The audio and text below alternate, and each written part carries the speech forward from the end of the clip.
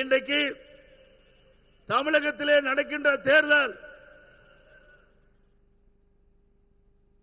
தமிழகத்தை சுரண்டி பிழைத்துக் கொண்டிருக்கின்ற ஒரு குடும்பத்திற்கும் தமிழ்நாட்டுக்கும் நடக்கின்ற தேர்தல். இந்த தேர்தல் மூலமாக குடும்ப ஆட்சிக்கு முடிவு கட்டுகின்ற தேர்தல், வாரிசு அரசியலுக்கு முடிவு கட்டுகின்ற தேர்தல். இன்றைக்கு தமிழகத்திலே ஊழல் நிறைந்த ஆட்சி, மக்கள் விரோத ஆட்சி. இந்த ஆட்சியை அகற்ற வேண்டும் என்ற அடிப்படையில் இன்றைக்கு தேசிய ஜனநாயக கூட்டணி அமைக்கப்பட்டிருக்கின்றோம். அதிமுக கூட்டணிக்கு தலைமை தாங்கின்றது. மக்கள் விரோத ஆட்சியை அகற்றுவோம். அகற்றுவீங்களா? நல்லா சத்தமா சொல்லுங்க. பாரத பிரதமர் அவர்களுக்கு கேட்கும். ஏற்கனவே பொன்மனச்செம்மல் புரட்சி தலைவர் எம்ஜிஆர் அவர்கள் அனைத்து இந்திய அண்ணா திராவிட முன்னேற்ற கழகத்தை தொடங்குகின்ற பொழுது தீய சக்தி திமுக வேரோடு தமிழகத்திலே அழிக்கப்பட வேண்டும் என்ற அடிப்படையிலே அண்ணா திமுகவை தோற்றுவித்தார். அவர் மறைவுக்கு பிறகு இதே புரட்சி தலைவி அம்மா அவர்கள் சிறப்பான ஆட்சி கொடுத்தார்கள். இருவரும் தலைவர்கள் தமிழ்நாட்டுக்கு சிறப்பான ஆட்சி கொடுத்த தலைவர்கள். அதேபோல மாண்புமிகு பாரத பிரதமர் மோடி அவர்கள் இன்றைக்கு உலகம் முழுவதும் இருக்கின்ற தலைவர்கள் பாராட்டு பெறுகின்ற அளவிற்கு இந்திய நாட்டை உயர்த்தி பிடித்தவர் மரியாதைக்குரிய பாரத பிரதமர் நரேந்திர மோடி அவர்கள். எத்தனையோ பிரதமர்கள் தமிழக நாட்டை ஆண்டிருக்கின்றார்கள். ஆனால் இந்திய நாட்டிற்கு பாரத பிரதமர் நரேந்திர மோடி அவர்கள் பதவி ஏற்ற பிறகு மிகப்பெரிய பெருமை கிடைக்கப்பெற செய்திருக்கின்றார்கள். அவருடைய உழைப்பு மெச்சத்தக்கது. இரவுகள் மாறாமல் இந்திய நாட்டுடைய வளர்ச்சிக்காக தன்னை அர்ப்பணித்துக் கொண்டு உழைத்துக் கொண்டிருக்கின்ற தலைவர் பாரத பிரதமர் நரேந்திர மோடி அவர்கள். அண்ணா திமுக, பாரத ஜனதா, பாட்டாளி மக்கள் கட்சி, அம்மா மக்கள் முன்னேற்ற கழகம் மற்றும் கட்சியோடு பல கட்சிகள் இணைந்து அற்புதமான கூட்டணி அமைத்திருக்கின்றோம். நம்முடைய கூட்டணி இயற்கையான கூட்டணி, வெற்றி கூட்டணி, அண்ணா திமுக கூட்டணி. திராவிட முன்னேற்ற கழகம் ஆட்சி பொறுப்பேற்று 5 ஆண்டுகள் ஆகின்றன. 5 ஆண்டு காலத்தில் திராவிட முன்னேற்ற கழகத்துடைய சாதனை 5 லட்சம் கோடி தமிழகத்திலே கடன் பெற்று இந்தியாவிலேயே கடன் வாங்குவதிலே முதல் மாநிலம் தமிழ்நாடு.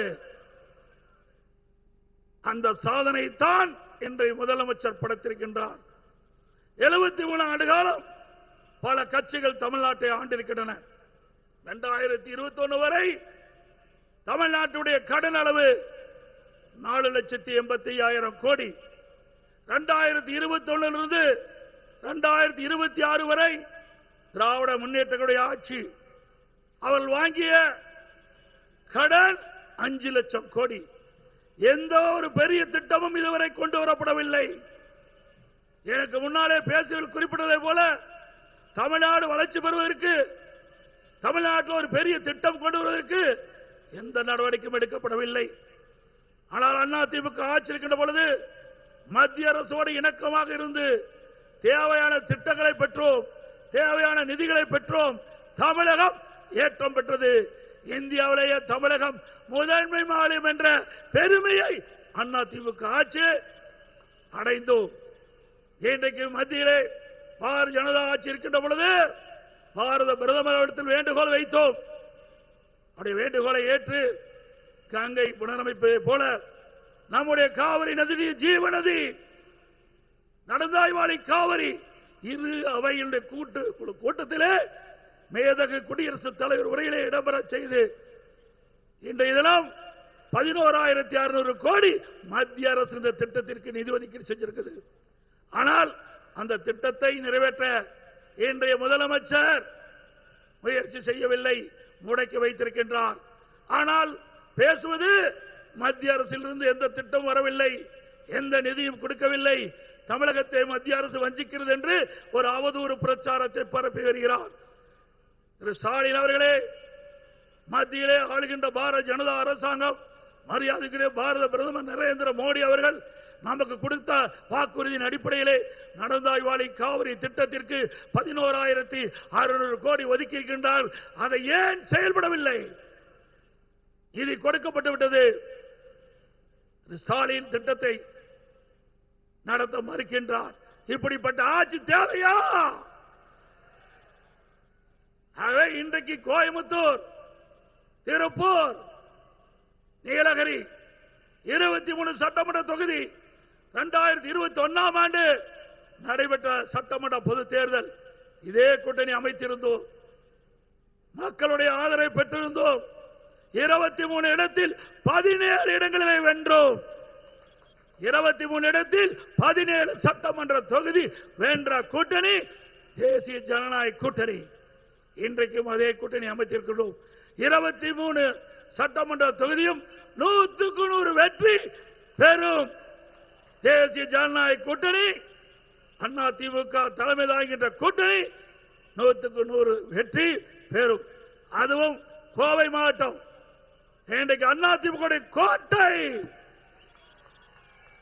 10 இடம். 2021 10 இடம். 10 இடத்திலும் அண்ணா திமுக நம்முடைய கூட்டணி வெற்றி பெற்று ஒரு இடம் கூட திமுகவுக்கு கிடைக்கவில்லை. அவர்கள் ஆட்சியில் இருந்திருக்கலாம், ஆனால் இங்கே ஆட்சி செய்தது நம்முடைய கூட்டணி. அதே போல நடைபெற்ற சட்டமன்ற பொது தேர்தல் 234 இடங்கள்.